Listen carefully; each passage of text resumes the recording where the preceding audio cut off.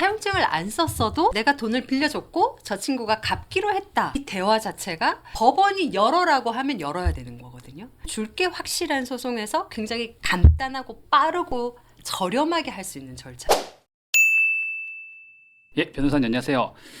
제가 고민이 있어가지고 친구한테 돈을 빌려줬어요. 지금 3달이 넘도록 약속했던 날짜를 못 맞추고 있는데 받을 수 있을까 좀 걱정이 돼가지고 차용증? 뭐 그런 게 있던데 그걸 안 썼어요. 그냥 너무 오래된 친구라서. 이 경우에 친구한테 돈을 받을 수 있을까요? 있죠. 자, 차용증을 안 썼어도 내가 돈을 빌려줬고 저 친구가 갚기로 했다.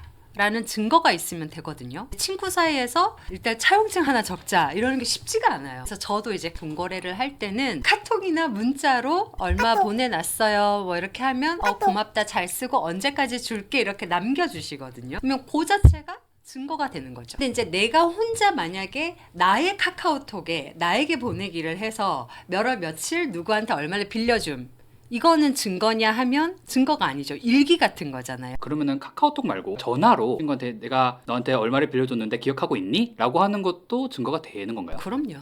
애초에는 이제 증거를 못 모으셨다가 나중에 이제 이거를 문제 제기를 하고 싶은데 어떻게 하면 되냐라고 상담을 받고 변호사한테 뒤늦게 증거를 만드시는 분들도 있어요. 그러면 이제 친구한테 전화를 걸어서 야 그때 네가 얼마 힘들다고 해서 내가 빌려준 거 줘야지 이러면 이제 그 친구가 미안하다 뭐 일주일만 더 기다려 달라 며칠만 기다려 달라라는 말을 하잖아요. 그럼 이 대화 자체가 이거는 빌린 거고 돌려줘야 되는 거라는 거를 다 깔고 있잖아요. 그러니까 이 녹음 자체도 사용증을 대신할 만큼의 확실한 증거죠. 차용증은 없는데 돈을 보낸 내역이 있는 경우도 증거로 인정이 되나요? 그래서 계좌로 돈을 보냈다. 그러면 두 가지가 있을 수 있어요. 예를 들어서 뭐 사귀는 사이다. 근데 제가 이 친구한테 예를 들어서 한 150만 원을 보내줬단 말이죠. 이게 꼭 대여금일까요? 대여금일 수도 있는데 그냥 줄 수도 있어요. 법적으로 그냥 주는 걸 증여라고 하거든요. 그래서 의외로 대여금 소송에서 상대방이 대여금 아닌데 증여인데라고 반박하는 경우가 있어요. 대여금이라고 주장하는 내가 입증을 해야 되거든요. 그런 이제 대표적인 사건이 뭐 나연 씨 어머니한테 교제하시는 분이 보내준 돈이 대여금이라고 주장하면서 달라고 했는데 법원에서 다 졌어요. 대여금이라고 볼 증거가 없다. 돈이 간 건 맞다. 돈이 간 게 금액이 꽤 됐었거든요. 공간 내역만 가지고는 대여금이 아니죠. 대여금인 거 밝히는 거 너무 간단해요. 연락만 되면 야 나 너무 힘든데 그때 그거 빌려간 거 좀 갚아주면 안 돼? 뭐 이렇게 하면 사람들이 다 미안하다 그러지 걷다 대고 야 증거 만드냐 뭐 끊어라 그렇게 하진 않잖아요.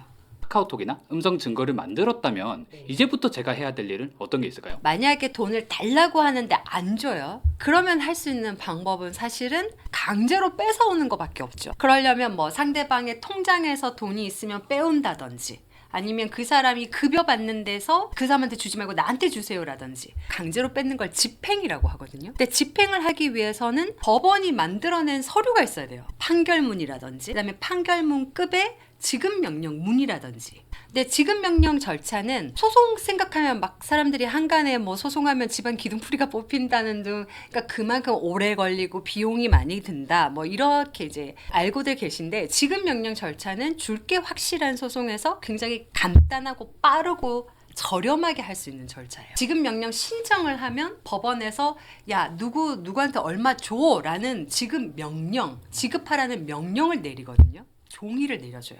그러면은 그거를 채무자가 받고 2주 내에 이의 제기를 하지 않으면 판결문처럼 돼버려가지고 그걸 가지고 이제 집행이라는 걸 할 수 있게 되는 거예요.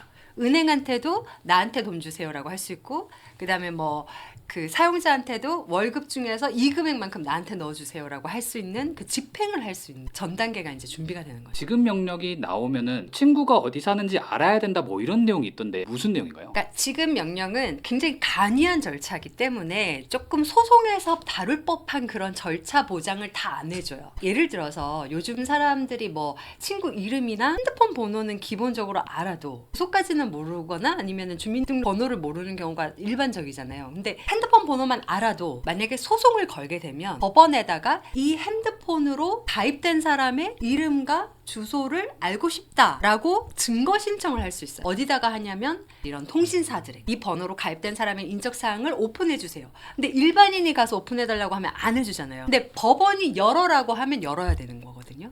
그러니까 법원을 통해서는 그런 걸 열 수가 있어요, 원칙적으로.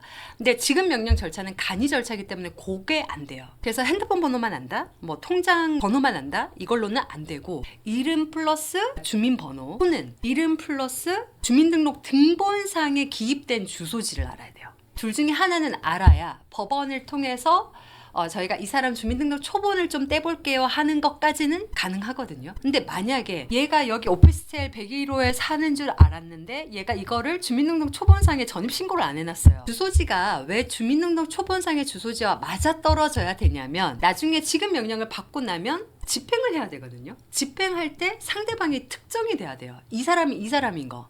근데 뭐 세상에 이할인이 뭐 100명이 있을 수도 있잖아요. 근데 그게 이 이할인이 그 이할인이다라고 하려면 주민번호로 특정이 되거나 아니면 주민등록상의 주소지로 이제 특정이 되거나 해야 되거든요. 지급 명령이라는 게 혼자서도 할 수 있다고 하던데 가능하죠. 간이 절차라 그랬거든요. 그러니까 법원을 안 가도 돼요. 제대로 신청서 내고 만약에 법원이 송달이 안 되면 다시 송달할 수 있게 보정 명령을 내리고 거기에 대해서 보정을 하고 하면 혼자서도 할 수 있죠. 인터넷으로도 가능한 것으로 들었는데 만약에 저야 뭐 인터넷이나 이런 게 어렵지 않지만 나이가 많으신 분들이나 좀 생업에 좀 바쁘신 분들은 사실 하기가 쉽지 않을 것 같은데요. 그죠. 이게 저희가 전자소송이라고 해서 진짜 대한민국의 전자소송 수준은 굉장히 우월하거든요. 다른 나라에서 배워갈 정도로. 그래서 전자로 말 그대로 인터넷상으로 들어가서 뭔가를 적고 하면은 그게 이제 문서 접수가 되고 하는 건데 그런 게 있어요.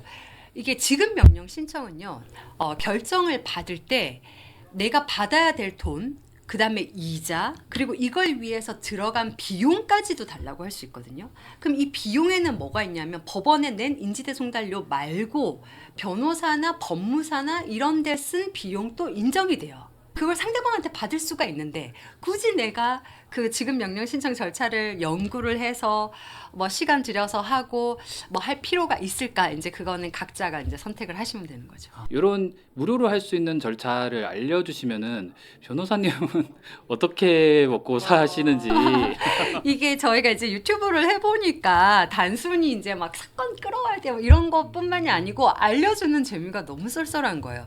그러니까 저는 그렇게 생각하거든요.